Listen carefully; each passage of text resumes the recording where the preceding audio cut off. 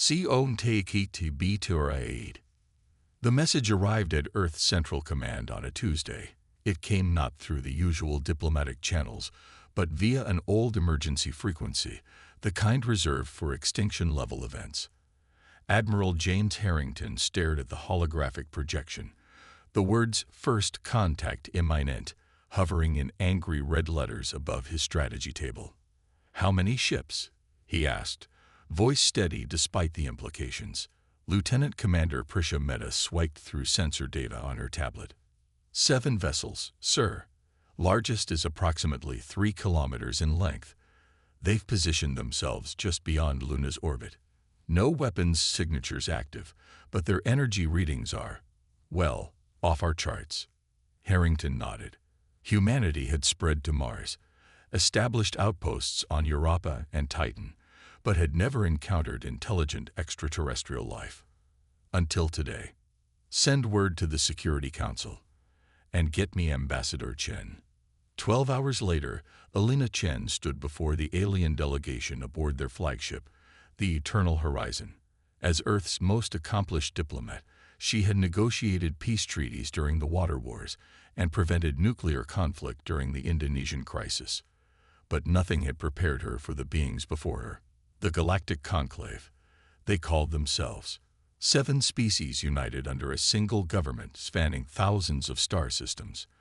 The lead ambassador was a Valoran named Kethzura, whose silver-scaled body coiled around a hovering platform. When he spoke, his voice resonated directly in Alina's mind. "We have observed your civilization for some time, Ambassador Chen. You have achieved much despite your youth." Alina maintained her composure. "On behalf of Earth and all human colonies, I welcome you and hope this marks the beginning of peaceful cooperation between our peoples." The alien's head tilted. "Peace is certainly our desire. The Conclave exists to maintain order throughout the galaxy. We offer humanity membership and protection." Over the following weeks, Alina led a team of diplomats, scientists, and military advisors in negotiations. The Conclave shared technologies beyond human understanding: advanced propulsion systems, energy generation methods that could end Earth's resource problems, medical knowledge that could extend human lifespans threefold. But Alina sensed something beneath the generosity. Small inconsistencies in the historical accounts. Subtle condescension from the lesser delegates when Kethzura wasn't present. 3 months into negotiations, Earth had been officially invited to join the Conclave. Construction began on a massive spaceport in orbit, staffed by both humans and aliens. Cultural exchanges flourished. Markets boomed as alien technology stocks soared. Most of humanity celebrated their new place in the galactic community. But Alina couldn't shake her unease. It was during a seemingly routine file transfer that she found it. Buried deep in the technical specifications for a defensive grid the Conclave had offered to build around Earth. Hidden command protocols that would allow remote shutdown of all human orbital systems. Similar code existed in the terraforming equipment destined for Mars. When she brought her findings to Admiral Harrington, his face darkened. "You're certain about this?" "I had 3 separate teams verify the code," Alina said. "It's not an accident or translation error. They're building backdoors into everything."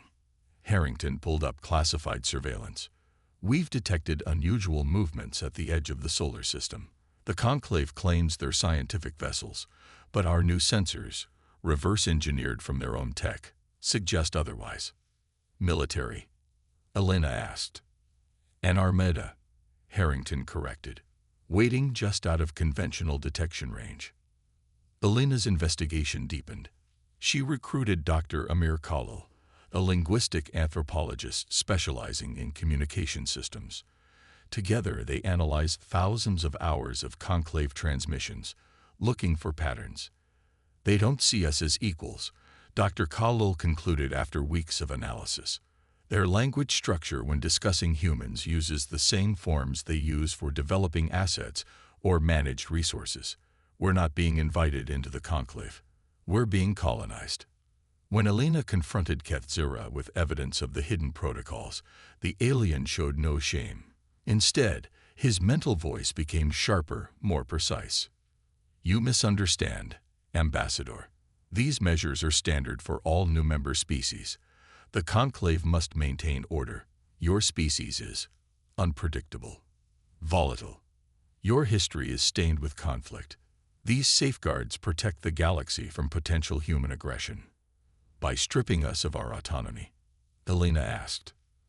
By ensuring compliance while your civilization matures. In time, perhaps centuries, these measures would be relaxed. That night, Elena addressed an emergency session of the United Earth Security Council. Screens around the chamber displayed the damning evidence. The conclave has no intention of accepting us as equals, she concluded. Their technology comes with invisible chains.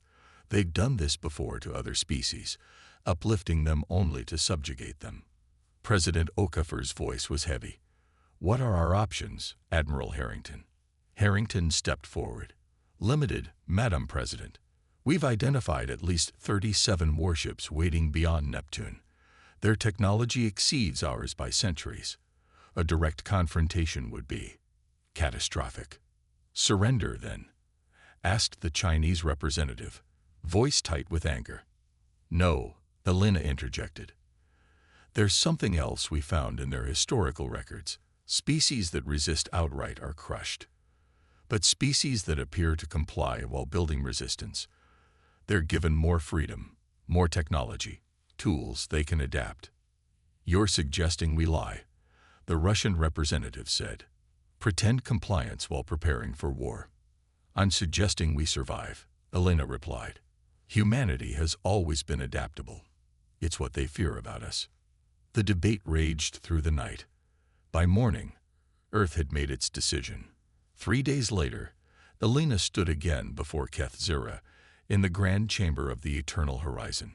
This time, she was flanked by President Okafor and Admiral Harrington. The people of Earth have considered your terms, Elena announced. We recognize the conclave's authority and wisdom. We accept your guidance. Keth Zira's silver scales rippled with satisfaction. A wise decision, Ambassador. The compliance protocols will be fully implemented within 30 days. Your world will receive the benefits of conclave protection. We request one alteration to the agreement, President Okafor said. As a gesture of trust, allow us to maintain independent defense systems on our outer colonies. Many of our people feel vulnerable during this transition. The alien ambassador consulted silently with others of his kind. Acceptable with conclave oversight. We understand the psychological comfort this provides to developing species. Later, as they returned to Earth aboard their shuttle, Harrington stared out at the blackness of space. How long do you think we have? Before they realize we're building resistance. A year, maybe 2, Elena replied. We need to be very careful, very smart. And if they discover our deception sooner. Elena watched as the blue sphere of Earth grew larger in the viewport. Then humanity faces the greatest fight of its existence. They didn't get a year. They barely got 6 months. Whether through spy networks or technological surveillance, the conclave discovered humanity's hidden preparations. New shipyards constructed in the asteroid belt. Weapons research conducted in underground facilities on Mars. Communication systems designed to function outside conclave monitoring. Keth Zira's ultimatum was broadcast globally without warning. Humanity has broken faith with the conclave. The alien's mental voice thundered in the minds of billions. Your deception confirms our concerns about your species' inherent treachery. You will immediately surrender all military assets and submit to direct conclave governance, or face appropriate consequences. The Security Council had 24 hours to respond. In a fortified bunker beneath the Rocky Mountains, President Okafor addressed the emergency assembly of world leaders. We always knew this might happen, she said. The question now is whether we surrender everything, our autonomy, our future, or we fight, knowing the cost will be terrible. Admiral Harrington displayed the tactical assessment. The conclave forces outnumber ours at least 8-1. Their weapons technology is generations beyond our most advanced systems. Can we win? asked the Brazilian president. Harrington hesitated. Not conventionally. But we have assets they don't know about. Project Phoenix has been accelerated. It's operational, but untested. Untested. The European Union representative looked appalled. Everything about this situation is unprecedented, Elena said. But I studied these beings for months now. They expect either immediate surrender or a conventional military response. They don't understand human creativity under pressure. They don't understand how we think when our backs are against the wall. President Okafor stood. The vote before this council is simple. Do we bow to the conclave and trust their mercy, or do we show them that humanity chooses its own destiny, whatever the cost? The vote was unanimous. 12 hours later, Elena Chen stood before a global broadcast system. Her message would be her last act as ambassador. People of Earth and our colonies, by now you have heard the conclave ultimatum. For months, we have prepared for this possibility while hoping it wouldn't come. Today, we must stand together as one people. The conclave believes we will surrender. They believe our spirit can be broken by fear. They are wrong. She paused, thinking of all that would follow, the suffering, the losses to come. Effective immediately, Earth rejects conclave authority. We withdraw from all agreements. We stand free and independent. To the conclave, know this: humanity will not be conquered. We will not be subjugated. If you force this conflict, you will learn why our history of warfare makes you fear us. We did not want this fight, but we will finish it. The response came within minutes. Conclave ships throughout the solar system activated weapons systems. The space elevator in Ecuador exploded, killing thousands. Orbital platforms fell burning through the atmosphere. Mars colony went dark as conclave ships entered orbit. The first galactic war had begun. Unconventional victory. The opening days of the war were the darkest humanity had ever faced. Conclave warships targeted Earth's orbital defenses with precision strikes. The lunar shipyards burned. The Mars colony surrendered after a brief, hopeless resistance. Europa's research stations were vaporized. On Earth, Admiral James Harrington coordinated the desperate defense from the Cheyenne Mountain complex. The facility had been hardened against conclave detection technology, but he knew it was only a matter of time. Status of Phoenix deployment, he asked. Lieutenant Commander Meta's face was drawn with exhaustion. 87% of units are in position. Dr. Carson estimates full deployment in 6 hours. The Titan Gambit. In progress, sir. Admiral Takeshi reports they're ready. Harrington nodded grimly.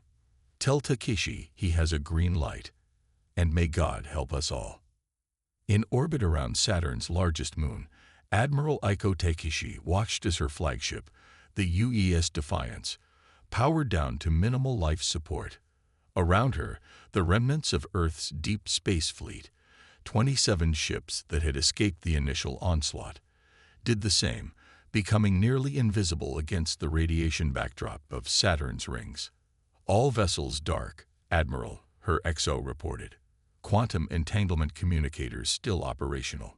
Takeshi acknowledged with a nod. Now we wait. The plan was desperate. While Earth absorbed the conclave's fury, Takeshi's fleet would remain hidden, striking only at key targets using intelligence provided through the QE network, the one communication technology the conclave couldn't intercept. Back on Earth, Dr. Victor Carson activated Project Phoenix. Not a weapon in the conventional sense, Phoenix was something uniquely human, a viral AI system designed to infiltrate and subvert alien technology. For months, hidden in the code of every compliance module installed by the conclave, Phoenix had lain dormant, mapping networks, learning systems, waiting.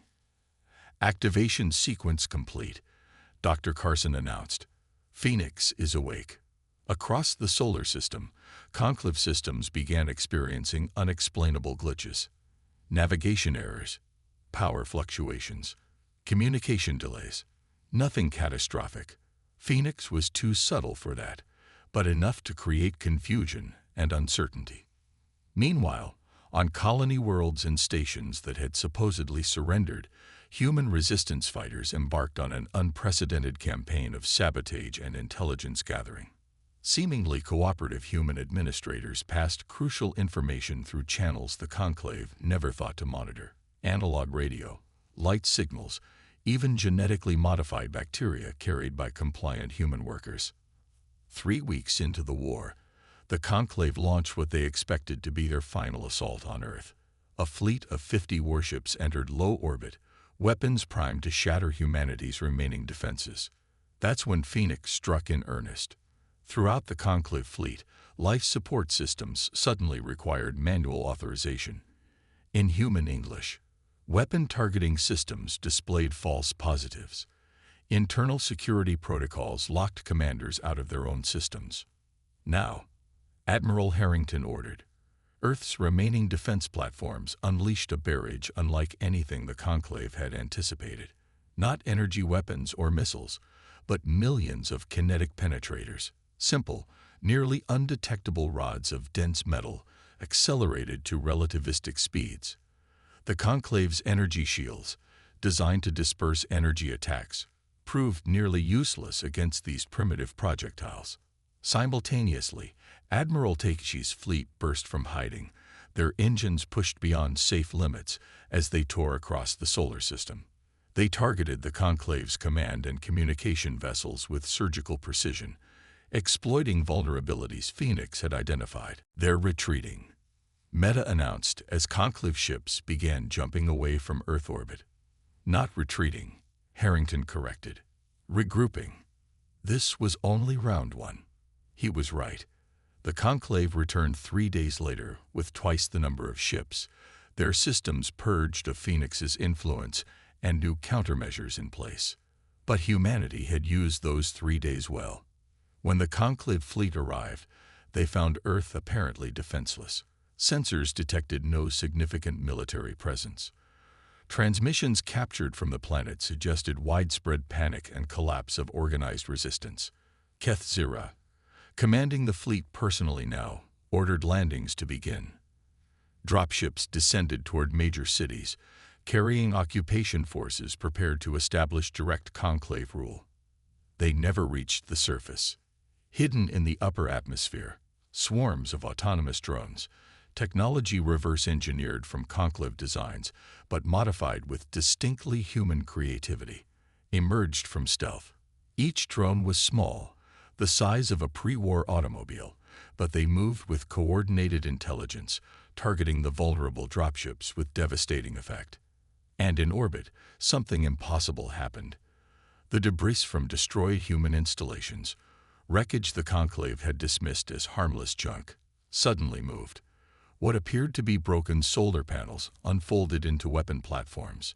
Shattered hull fragments revealed hidden propulsion systems. How? Keth Zira demanded as his tactical display filled with new threats. Their technology cannot do this. His science officer had no answer. The Conclave's understanding of human capabilities had been fundamentally flawed. On Titan, Admiral Takeshi received the signal she'd been waiting for. All ships, execute Operation Lazarus. Her fleet, reinforced by vessels that had played dead during the initial conflict, charged directly at the Conclave's rear guard.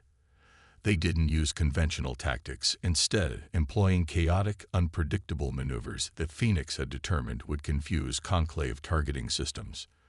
The battle raged for hours. Conclave technological superiority clashed with human ingenuity and desperation. Ships on both sides fell burning through Earth's atmosphere. The space around humanity's homeworld became a graveyard of twisted metal and frozen bodies. In Cheyenne Mountain, Alina Chen watched the tactical displays with President Okafor. "It's time for the final message," she said quietly. The president nodded. "Send it." Alina opened a channel directly to the Conclave flagship. Keth Zira, this is Alina Chen. You believe humans would surrender rather than face extinction. You were wrong, but this destruction can end now. There was a long pause before the alien's mental voice responded, noticeably weaker than before. You cannot win this war, human. The full might of the conclave stands ready to reduce your world to ash. Perhaps, Elena acknowledged, but Phoenix has already spread beyond our solar system. Even now, it's infiltrating conclave systems throughout your empire. We've studied your historical records. You've never faced a species that fights as we do, not just with technology, but with creativity, with desperation, with the absolute refusal to surrender. On the tactical display, Admiral Takeshi's fleet executed a maneuver that should have been impossible, diving through a gap in the conclave formation to strike directly at their flagship. You have a choice, Elena continued. Continue this war, and even if you destroy Earth, Phoenix will ensure the conclave never knows peace again, or recognize humanity's independence and right to self-governance. Establish true diplomatic relations, not the fiction of equality you offered before. Another pause, longer this time. When Keth Zero responded, his mental voice had changed. There was something new there, respect, perhaps, or fear. The conclave has never negotiated under these terms. Then this is your first time, Elena replied. Humanity doesn't want galactic war. We want to live free, to determine our own destiny. Recognize that right, and this conflict ends today. Hours later, as the sun rose over a scared but unbroken Earth, the terms of armistice were broadcast globally. The conclave would withdraw from the solar system. Humanity would retain independence, with negotiations for limited trade and cultural exchange to follow once trust could be rebuilt. In the aftermath, as reconstruction began and the dead were counted, Admiral Harrington found Elena staring at the stars from an observation deck at Cheyenne Mountain. We lost millions, she said without turning. Was it worth it? Harrington stood beside her. You know the alternative. I keep thinking about what made the difference, Elena said. Their technology was superior in every way. Except one, Harrington replied. They've never had to fight for their survival, never had to adapt or die. The conclave conquered through overwhelming force, not innovation. And now they know what humanity does when cornered. They'll never underestimate us again. As dawn broke fully over the mountains, the first reports came in from the outer colonies. The conclave was withdrawing as promised. Project Phoenix continued its silent watch over alien networks, humanity's invisible guardian. The stars seemed different now, no longer just points of light representing scientific curiosity and exploration. They were a frontier that humanity had defended with blood and ingenuity, a universe that now knew their name and what they were capable of when threatened. Humanity had proven itself among the stars, not through peaceful cooperation as they had hoped, but through the same qualities that had defined their species since they first stood upright on the African savanna. Adaptability, creativity, and the unyielding will to survive. The galaxy would never be the same.